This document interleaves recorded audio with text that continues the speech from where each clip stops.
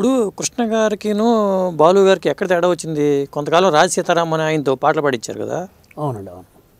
అది ఎక్కడ వచ్చింది అది తేడా? అది యాక్చువల్గా ఏంటంటే ఇందిరాగాంధీ గారు మీద ఒక బుర్రకథ చేశారు విజయకృష్ణ బ్యానర్లో.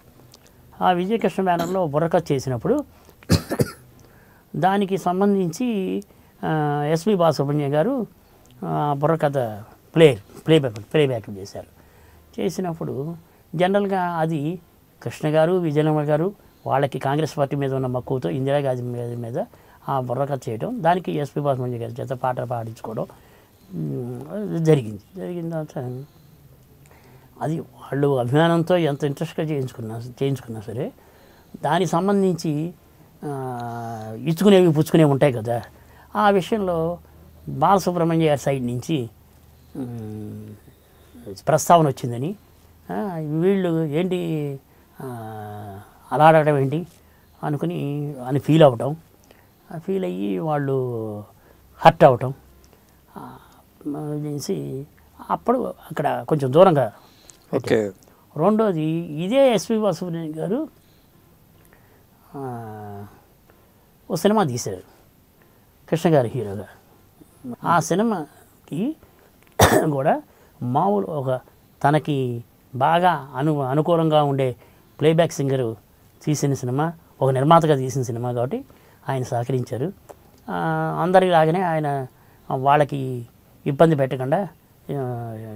పడకుండా అన్ని విధాలా సహకరించినప్పుడు సహజంగానే వాళ్ళు పేమెంట్స్ విషయంలో కానీ క్లారిఫికేషన్స్లో కానీ ఇచ్చిపుచ్చుకునేవి కొంచెం నిదానంగా జరిగేవి, కొంచెం సరైన టైంకి జరిగేవి కూడా కొన్ని ఉంటాయి. అవును. ఉన్నప్పుడు అప్పుడు ఆటోమేటిక్గా వీళ్ళకి కూడా కోపం వచ్చి ఆ సినిమా సంబంధించిన అవి కూడా లెక్కలు బయటికి దిగి అప్పుడు మనం కూర్చొని మాట్లాడుకుందాం అని ఒక పాత బకాయిలు వచ్చి ఉంటాయి చిన్న చిన్నవి.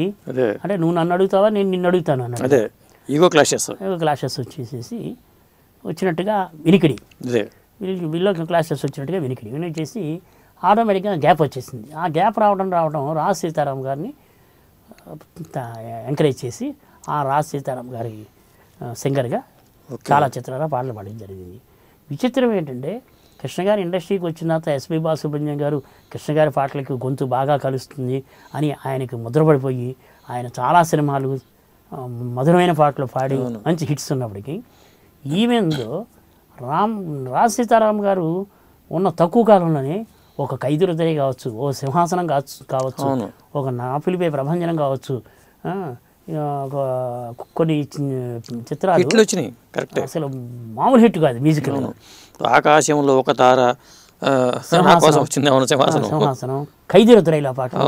ఇప్పుడు అదే బాలసుబ్రహ్మణ్యం గారు ఉంటే ఇంకా ఊపు వచ్చి ఉండేదేమో, తర్వాత సంగతి అది.